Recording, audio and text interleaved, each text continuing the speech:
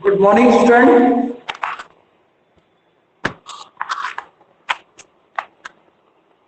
Morning sir. जल्दी से जुड़ जाइएगा।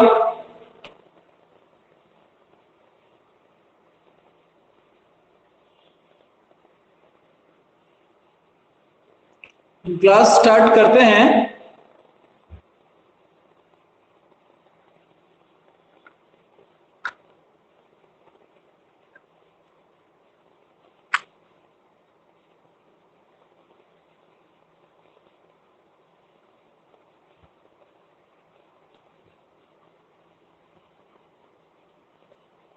देखिए,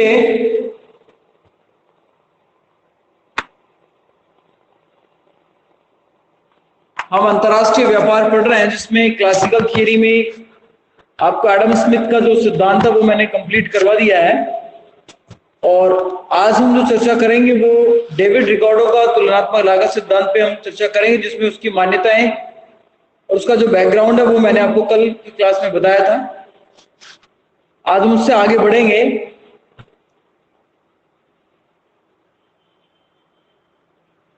देखिए, यहां डेविड रिकार्डो का तुलनात्मक लागत सिद्धांत, ये हम कल भी चर्चा कर चुके हैं इस पर, और इसकी मान्यताएं भी मैं आपको बता चुका हूं। एक बार मैं फिर आपको ये सिद्धांत की जो मान्यता है रिपीट कर रहा हूं। तो श्रम का उत्पादन एकमात्र साधन श्रम ही है, जिसमें सभी प्रकार के साधन समाहित मान लिए गए हैं। इसके अलावा दूसरी जो मान्यता है, श्रम की संपूर्ण इकाई समरूप होती है। तीसरी मान्यता हमने पढ़ी थी, व्यापार करने वाले केवल दो देश, जिसमें दो वस्तुओं का विनिमय होता है। अर्थात ये जो मॉडल है 2x2x1 का मॉडल है। इसके अलावा अगली जो मान्यता थी वो थी दोनों ही देशों में दोनों ही वस्तुओं का उत्पादन किया जाता है। अगली मान्यता थी उत्पादन के साधन देश के भीतर पूर्ण रूपेण गतिशील हैं, परंतु दो देशों के मध्य उत्पादन के साधन पूर्ण रूपेण अगतिशील हैं। छठी मान्यता थी हमारी, दोनों देशों में वस्तु विनिमय होता है, अर्थात मुद्रा के अस्तित्व की उपेक्षा की गई है। मुद्रा विनिमय को यहां स्वीकार नहीं किया गया है। अगली मान्यता थी दोनों देशों में वस्तुओं का उत्पादन उत्पत्ति समता नियम के अंतर्गत लागू होता है। इक्वल प्रोडक्शन लॉ के आधार पर यह लागू किया गया है। इससे अगली मान्यता यह सिद्धांत इस मान्यता पर आधारित है कि दोनों देशों में उत्पादन के साधन को पूर्ण रोजगार प्राप्त है। ठीक है। और नवी हमारी मान्यता थी कि अंतरराष्ट्रीय व्यापार पर किसी प्रकार का प्रतिबंध नहीं है, देश विदेश तक अंतरराष्ट्रीय व्यापार किया जा सकता है। और 10वीं मान्यता है सिद्धांत में परिवहन लागतों की उपेक्षा की गई है। और अंतिम मान्यता है दोनों देशों में स्थायी सामयिक स्थिति पाई जाती है, अर्थात व्यापार चक्रों का अभाव है। ये संपूर्ण मान्यताएं कल मैंने आपको क्लियर की थी और उसमें बताया गया था कि डेविड रिकार्डो का जो सिद्धांत है वो इन मान्यताओं पर ही चलेगा। ठीक है। अब हम इसके सिद्धांत की व्याख्या करते हैं छात्रों। तो सिद्धांत की व्याख्या हम करेंगे तो उसमें देखिए, ये मान्यताओं का महत्वपूर्ण योगदान रहेगा। सिद्धांत की व्याख्या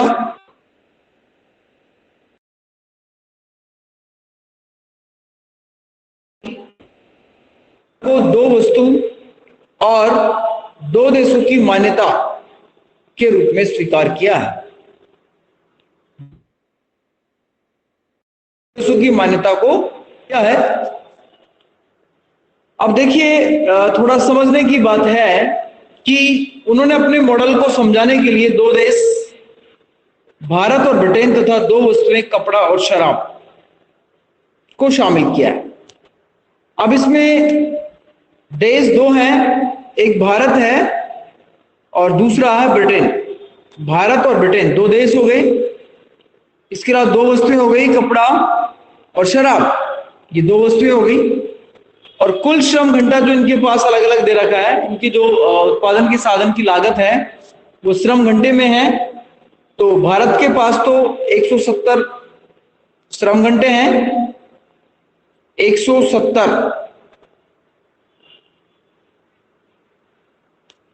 170 श्रम घंटे हैं भारत के पास तो, और ब्रिटेन के पास कुल 220 श्रम घंटे हैं। ठीक है, अब भारत तो अपनी दोनों वस्तुओं का उत्पादन 170 घंटे में करेगा, और जो ब्रिटेन है वो अपनी दोनों वस्तुओं का जो उत्पादन है वो 220 घंटे में करेगा। अब बात यहां ये है कि यदि विशिष्टीकरण के लाभ हम प्राप्त नहीं करना चाहते, यदि हम विशिष्टीकरण के लाभ प्राप्त नहीं करना चाहते, तो दोनों देश दोनों वस्तुओं का उत्पादन करें, जिसमें भारत कपड़े और शराब का उत्पादन करे और ब्रिटेन का उत्पादन करे। यदि ब्रिटेन भी विशिष्टीकरण के लाभ नहीं लेना चाहता है, तो ब्रिटेन भी दोनों वस्तुओं का उत्पादन करेगा, कपड़ा और शराब। अब देखिए, भारत में एक इकाई कपड़ा बनाने के लिए 90 घंटे लग रहे हैं और एक इकाई शराब बनाने में 80 घंटे लग रहे हैं। कुल मिलाकर 170 घंटे का जो श्रम है उसमें से 90 घंटे तो वो एक इकाई कपड़ा बनाने में लगा रहे हैं और 80 घंटे एक इकाई शराब बनाने में लगा रहे हैं। इसी प्रकार ब्रिटेन जो है वो एक इकाई कपड़ा बनाने में 100 घंटे लगा रहा है और एक इकाई शराब बनाने में 120 घंटे लगा रहा है। अब हमें, वैसे तो हम देखें तो ब्रिटेन में दोनों वस्तुओं के उत्पादन में ज्यादा श्रम लग रहा है, ज्यादा समय लग रहा है, लेकिन हमें तुलनात्मक लागत का अध्ययन करना पड़ेगा और ये निर्धारित करना पड़ेगा कि कौन सा देश किस वस्तु के उत्पादन में विशिष्टीकरण की प्रक्रिया को प्राप्त करता है। अब दो बातों पे गौर करना है यहां कि हम विशिष्टीकरण की प्रक्रिया को यदि नहीं अपना रहे हैं तो भारत एक इकाई कपड़ा और एक इकाई शराब बनाकर 2 इकाई उत्पादन कर रहा है 170 घंटे में। इसी प्रकार ब्रिटेन भी एक इकाई कपड़ा और एक इकाई शराब बनाकर 2 इकाई उत्पादन कर रहा है। तो कुल मिलाकर यदि हम विशिष्टीकरण की प्रक्रिया को नहीं अपनाते हैं तो 4 इकाई का उत्पादन होगा। ठीक है, और यदि हम विशिष्टीकरण की प्रक्रिया को अपनाते हैं तो पहले हमें निर्धारित करना पड़ेगा कि कौन सा देश किस वस्तु को उत्पादन करने में, उत्पादित करने में विशिष्टीकरण को प्राप्त कर रहा है। तो जो देश जिस वस्तु को उत्पादित करने में विशिष्टीकरण को प्राप्त करेगा वो देश उसी वस्तु का उत्पादन करेगा। ठीक है, अब देखिए छात्रों, यहां इसी तालिका को हम आगे बढ़ाएं तो आप देखिएगा कि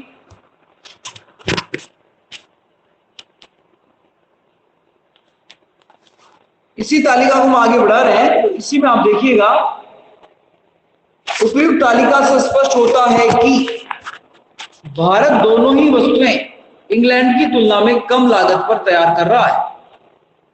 भारत कपड़ा भी, इंग्लैंड में एक इकाई कपड़ा 100 घंटे बन रहा है, भारत में 90 में बन रहा है। इंग्लैंड में एक इकाई शराब 120 घंटे में बन रही है, भारत में वो 80 घंटे में बन रही है। तो दोनों ही वस्तुएं बनाने में इंग्लैंड की तुलना में कम लागत पर तैयार कर रहा है, परंतु भारत को तुलनात्मक लाभ केवल प्राप्त होता है। तुलनात्मक लाभ किसमें प्राप्त हो रहा है? शराब के उत्पादन। देखिए कैसे, जैसे इनका अनुपात हम निर्धारित करेंगे, भारत में एक इकाई 80 घंटे बन रही है शराब की और ब्रिटेन में एक इकाई बन रही है 120 घंटे में। तो 80/120 ये तो 0.67 हो गया, एक इकाई की लागत 0.67 पैसे आ गई। इसी प्रकार कपड़े की यदि हम बात करते हैं तो भारत में एक इकाई कपड़े की लागत 0.90 पैसे है, जो कि 90 और 100, 90 घंटे भारत में और 100 घंटे इंग्लैंड में। तो शराब की एक इकाई की जो लागत है भारत में वो 67 पैसे है और कपड़े की एक इकाई की लागत जो भारत में है वो है 90 पैसे। ये तो भारत के संदर्भ में है। तो 0.67 लेस देन 0.90 है, मतलब भारत में 67 पैसे की जो लागत है वो कम है 90 पैसे की लागत से, इसलिए भारत शराब के उत्पादन में विशिष्टीकरण को प्राप्त करेगा। ठीक है, आगे बढ़ते हैं हम। देखिए, डेविड रिकार्डो के सिद्धांत के अनुसार अंतरराष्ट्रीय व्यापार दोनों देशों के हित में है। भारत का है, इसलिए भारत श्रम को शराब के उत्पादन में लगाना होगा। ठीक है, जबकि ब्रिटेन का विशिष्टीकरण कपड़ा उत्पादन में है, इसलिए वहां संपूर्ण श्रम को कपड़ा उत्पादन में लगाना होगा। इसके बाद दोनों देश आयात निर्यात की प्रक्रिया को अपनाकर विनिमय कर सकता है। दोनों देशों के तुलनात्मक लाभ का जो वर्गीकरण होगा या का स्पष्टीकरण निम्न प्रकार से हम कर सकते हैं। आगे देखिए, अब दोनों देश कैसे विशिष्टीकरण के लाभ उठाएंगे, तो इस तालिका के माध्यम से आपको समझना है। देखिए छात्रों, ये तो है विशिष्टीकरण से पूर्व की प्रक्रिया और ये है विशिष्टीकरण से बाद की प्रक्रिया।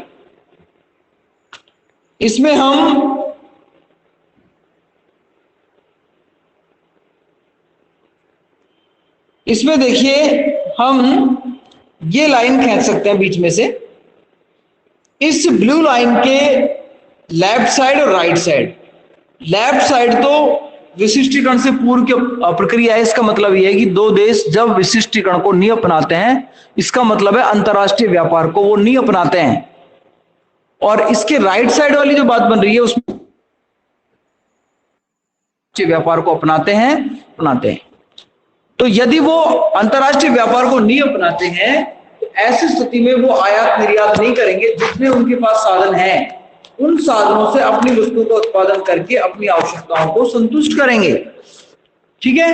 और यदि वो आयात निर्यात अपनाते हैं या विशिष्टीकरण की प्रक्रिया को अपनाते हैं तो वो उसी वस्तु पे वो विशिष्टता को प्राप्त और उसका ज्यादा उत्पादन करके वो अपनी वस्तु का निर्यात कर देंगे और दूसरे देश की वस्तु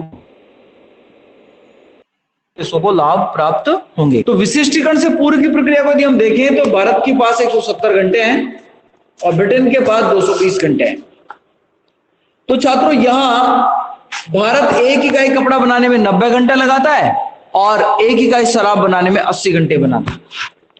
अब विशिष्टीकरण को जब भारत नहीं अपनाता है तो ऐसी स्थिति में भारत एक इकाई शराब और एक इकाई कपड़ा, ठीक है, एक इकाई शराब और एक इकाई क्या बना रहा है, कपड़ा बना रहा है, को नहीं अपनाता है। अब ब्रिटेन के पास है उस 220 घंटे में से 100 घंटे में एक इकाई कपड़ा बनाता है, 30 घंटे में एक इकाई, तो वो भी एक इकाई कपड़ा और एक इकाई शराब बना पाएगा। तो कुल मिलाकर नहीं अपनाते हैं, मिलकर क्या करेंगे, दोनों मिलकर 2 इकाई तो कपड़ा बनाएंगे, 2 इकाई तो कपड़ा बनाएंगे और 2 इकाई शराब बनाएंगे, 2 इकाई कपड़ा और 2 इकाई शराब बनाएंगे। तो इसमें देखिए 2 इकाई कपड़ा और 2 इकाई शराब, ये बन रहा है यहां पर, ये देखिएगा, जब उन्होंने विशिष्टीकरण को नहीं अपनाया। देखिए छात्रों, यदि वो विशिष्ट तो कुल मिलाकर वो कितनी इकाई कपड़ा और शराब बना पाएंगे, इसको हमें देखना है। तो हमें क्या करना है, हमें एक चीज ध्यान रखना है कि भारत के पास कुल श्रम घंटा जो है वो 170 है और ब्रिटेन के पास कुल श्रम घंटा जो है वो 220 है। और यह भी क्लियर हो चुका है कि भारत जो है वो शराब के उत्पादन में विशिष्टीकरण को प्राप्त कर रहा है और जो ब्रिटेन है, इंग्लैंड है, वो कपड़े के उत्पादन में विशिष्टीकरण को अपनाता है। तो भारत में एक इकाई कपड़े की लागत कितनी है, 80 घंटे है, तो भारत शराब ही बनाए। एक इकाई शराब की लागत कितनी है, 80 घंटे, तो भारत शराब ही बनाए और भारत के पास कुल श्रम कितना है, 170 घंटे। तो 170 घंटे में 80 घंटे के हिसाब से कितनी इकाई बनेंगी, तो 170 घंटे में आपको 80 का भाग देना है। समय वो 80 घंटे है और भारत के पास है 170 घंटे। तो 170 घंटे में जब हम 80 का भाग देंगे तो वहां भारत में उत्पादित होने वाली शराब की इकाइयों को माना जाएगा। तो भारत में शराब की जो उत्पादित होने वाली इकाई है वो उत्पादित होंगी 2.125। कितनी होंगी, 2.125। मतलब भारत जब विशिष्टीकरण को अपना रहा है तो वस्तु का उत्पादन कर रहा है 2.125 और जब भारत विशिष्टीकरण को नहीं अपनाता है तो भारत उत्पादन कर रहा है 2 इकाई। एक शराब की और एक कपड़े की। और जब विशिष्टीकरण को अपना लेता है तो शराब की कुल मिलाकर कितनी का उत्पादित करता है भारत? 2.125। ठीक है। इसी प्रकार ब्रिटेन के पास कुल श्रम है 220 घंटे, और चूंकि ब्रिटेन जो है वो कपड़ा बनाने में विशिष्टीकरण को प्राप्त कर रहा है, तो कपड़े की प्रति इकाई लागत जो ब्रिटेन में है वो 100 प्रति घंटा है। एक इकाई बनाने के लिए 100 घंटे है। ठीक है।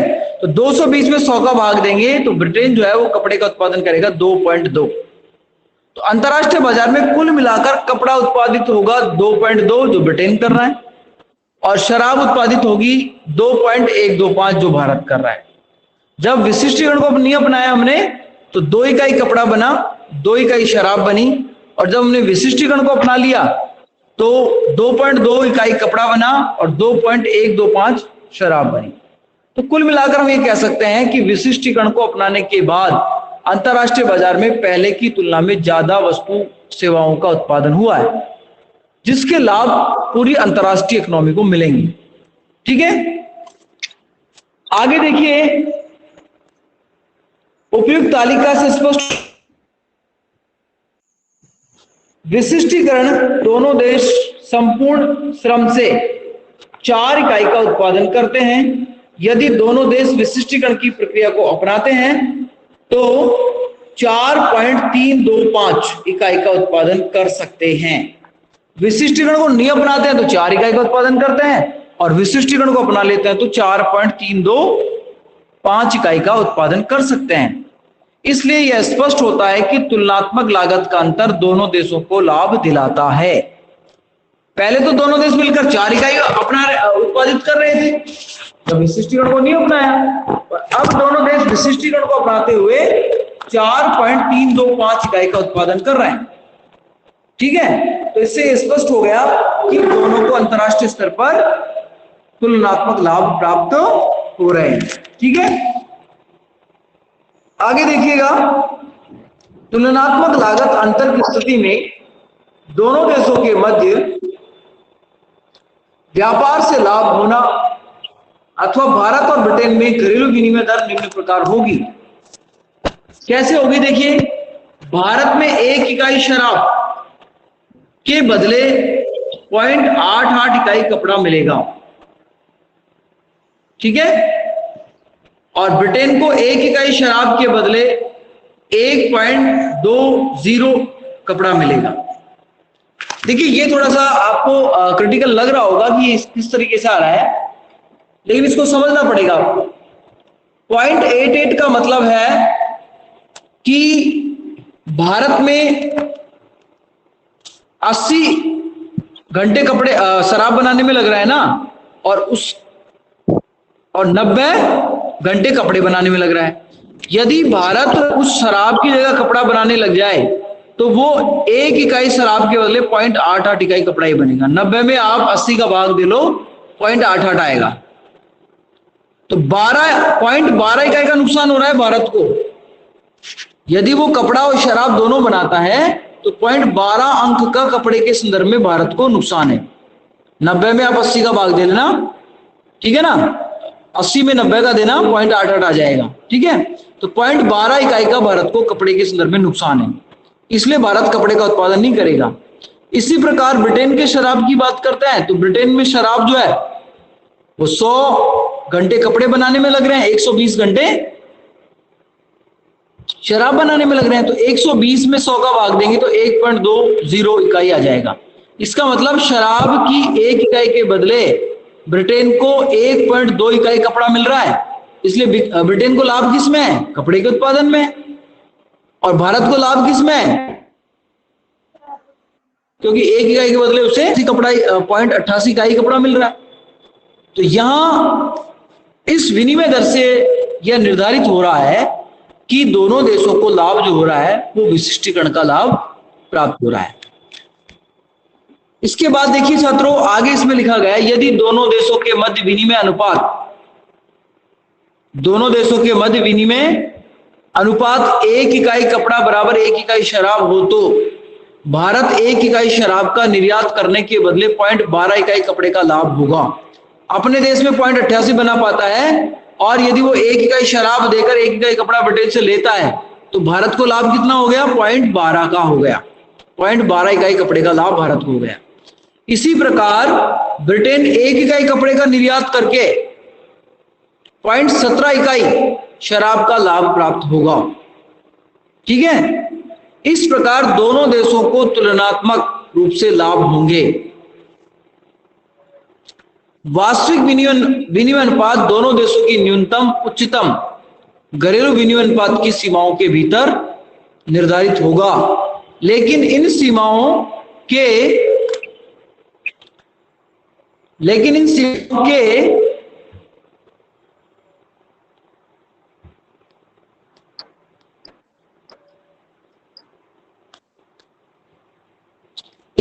के बीच कहां होगा, इसका जवाब रिकॉर्डों के पास नहीं है। 2 सीमाएं तो निर्धारित हो गई,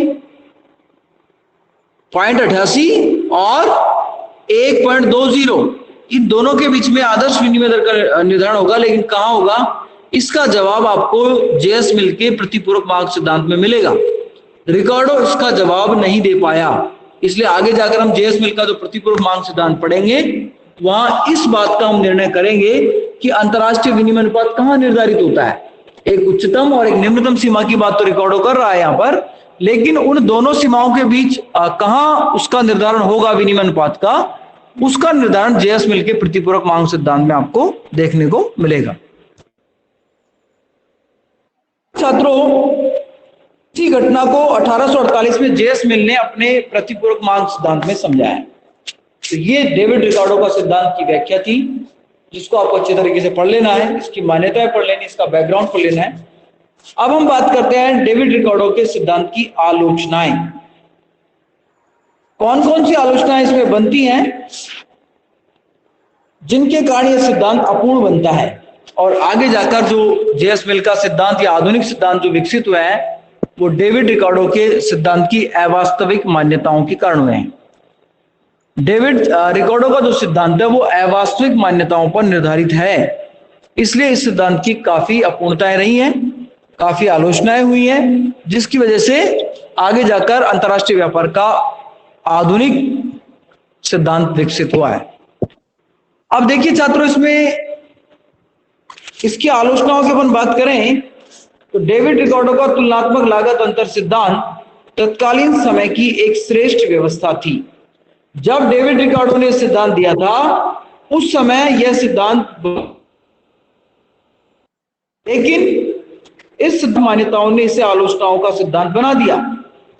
इस सिद्धांत के प्रमुख आलोचकों में ओहलिन, हेक्चर, ग्राहा, प्रोफेसर हेबलर का अवसर लागत सिद्धांत आदि को माना जाता है। इसके आलोचक कौन कौन से हैं? देखिए, इसके प्रमुख आलोचकों में एक तो है ओहलिन, हेक्चर, दोनों शिष्य और गुरु हैं। हेक्चर ओहलिन गुरु चेले हैं ये। प्रोफेसर ग्राहा, ठीक है, प्रोफेसर हेबलर जिन्होंने आगे जाकर अवसर लागत का सिद्धांत दिया है, आदि को इसका आलोचक माना जाता है। आपसे पूछ लिया जाए डेविड रिकार्डो के सिद्धांत के आलोचकों के नाम लिखिएगा तो आपको इन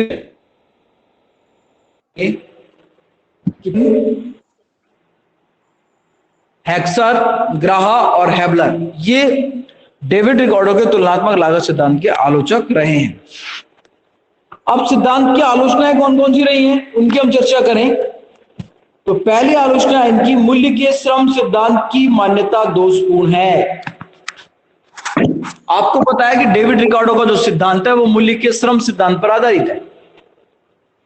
वो ये कहता है कि किसी वस्तु में निहित श्रम की जो मात्रा है वो उसका मूल्य होता है, लेकिन आज टेक्नोलॉजी का युग है और टेक्नोलॉजी ने श्रम की मात्रा को वस्तु के उत्पादन में कम कर दिया है।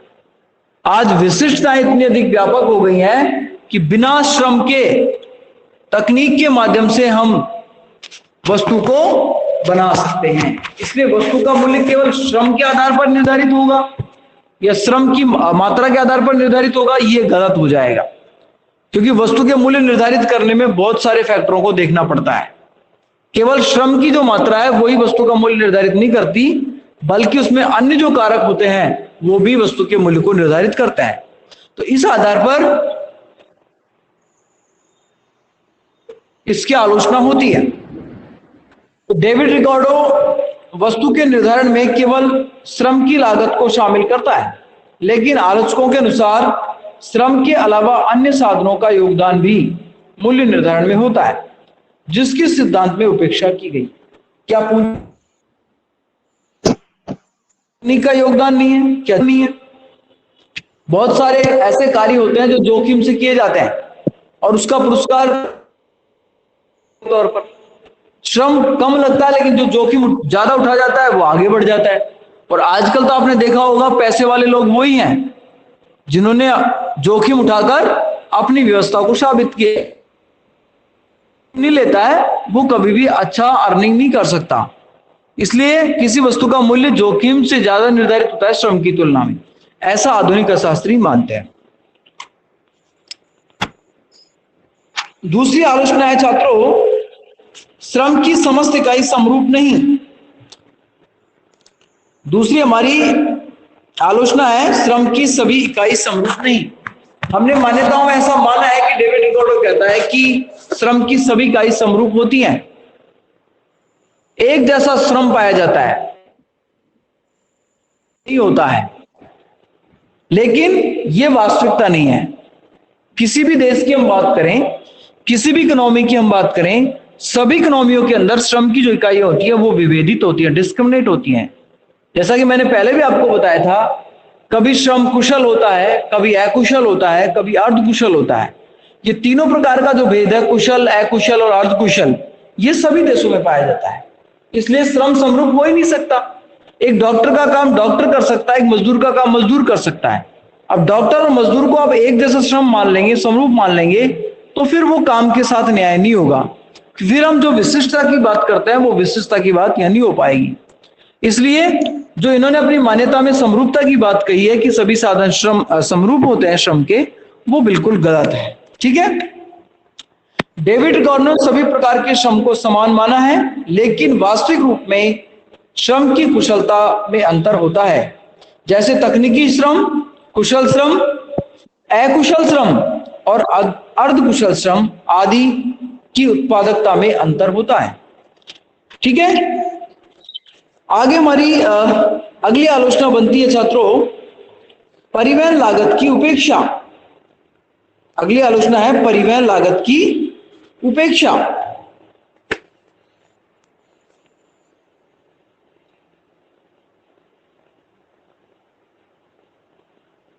देखिए, ये हमारी अगली आलोचना है। डेविड रिकार्डो ने अपनी मान्यता में परिवहन लागत को शामिल नहीं किया गया। मान्यताओं में पढ़ा है हमने, कॉस्ट को शामिल नहीं करता है, लेकिन ट्रांसपोर्टेशन कॉस्ट किसी भी उत्पादन प्रक्रिया का लागत का हिस्सा होता है। बिना परिवहन लागत के आप किसी पदार्थ के मूल्य को निर्धारित जाएगा कि उसका जो वास्तविक मूल्य है वो निर्धारित नहीं हो पाएगा। इसलिए परिवहन लागत तो निश्चित तौर पर वस्तु सेवा के मूल्य को प्रभावित करती है। इसलिए डेविड रिकार्डो तो उस लागत को शामिल ही नहीं करता है। आज जैसे कल भी मैंने आपको बताया था कि कोई वस्तु एक्स स्थान पर उत्पादित हो रही है और उसको वाई स्थान पर ले जाया जाएगा, तो निश्चित तौर पर उसका किराया आपको देना पड़ेगा, तो वो उसकी ट्रांसपोर्टेशन कॉस्ट है। और जैसे ट्रांसपोर्टेशन कॉस्ट लागत में जुड़ती है तो वस्तु सेवा का मूल्य भी बदल जाता है। लेकिन डेविड रिकार्डो इस लागत को शामिल नहीं करता है मूल्य के अंदर, जो एक गलत अवधारणा है। रिकार्डो अपने मॉडल में परिवहन व्यय की उपेक्षा करता है। यदि दो वस्तुओं का आयात निर्यात किया जाता है तो उनके बीच में परिवहन लागत होती है। छात्रों, कई बार तो ये लागतें जो हैं वो इतनी अधिक होती हैं कि जिसके कारण दो देशों का तुलनात्मक लागत अंतर समाप्त हो जाता है। जैसे हम बात करें कि गेहूं, जैसे कपड़े और शराब की बात की हमने कि शराब भारत में सस्ती उत्पादित हो रही है और कपड़ा ब्रिटेन में सस्ता उत्पादित हो रहा है, तो ये दोनों के बीच में तुलनात्मक लागत का अंतर है। लेकिन जब ट्रांसपोर्टेशन कॉस्ट ब्रिटेन से भारत वो वस्तु आएगी, ब्रिटेन से कपड़ा जब भारत आएगा और भारत से शराब जब ब्रिटेन जाएगी तो उसको भेजने में कई बार इतना खर्चा हो जाता है कि जो सस्ते के कारण हम वहां से ले रहे हैं वो लागत खत्म हो जाती है। जैसे फॉर एग्जांपल आप ऐसे समझ सकते हैं कि भारत में शराब 10 रुपए की बन रही है और ब्रिटेन में बन रही है 15 रुपए की। तो हमारे यहाँ सस्ती बन रही है इसलिए हम ब्रिटेन शराब भेज रहे हैं। लेकिन जब भारत से ब्रिटेन शराब भेजा जाएगा तो उसका जो परिवहन लागत होगा वो मान लो आप 6 रुपए आ रहा है, तो भारत में बना 10 का 6 रुपए उसमें ट्रांसपोर्टेशन कॉस्ट है, तो कुल मिलाकर ब्रिटेन में कितने का पड़ेगा जाकर वो 16 रुपए का पड़ेगा। जबकि ब्रिटेन के संसाधन उसको कितने इकाई में उत्पादित कर रहे हैं 15 रुपए में या 15 श्रम घंटे में उत्पादित कर रहे हैं। तो ऐसी स्थिति में तो ट्रांसपोर्टेशन कॉस्ट इतनी अधिक हो गई कि उनको फिर विशिष्टता का जो अंतर किया गया, विशिष्टता के जो लाभ दिए गए हैं या तुलनात्मक लागत का जो अंतर दिया गया है वो समाप्त हो गया है। यहां पर ऐसे हम ब्रिटेन से कपड़ा मंगाए और उसमें परिवहन लागत इतनी अधिक हो जाए कि जो तुलनात्मक लागत का जो अंतर है वो भारत में समाप्त हो जाएगा। तो इस प्रकार की जो धारणाएं हैं ये कई बार गलत सिद्ध हो जाती हैं। इसलिए डेविड रिकार्डो की आलोचना हो रही है कि उन्होंने अपने सिद्धांत के अंदर जो परिवहन लागत है उसको शामिल नहीं किया गया है, और जबकि आधुनिक जो अर्थशास्त्री हैं वो ये कहते हैं कि परिवहन लागत आर्थिक घटनाक्रम का मुख्य भाग होता है, मुख्य अवधारणा होती है।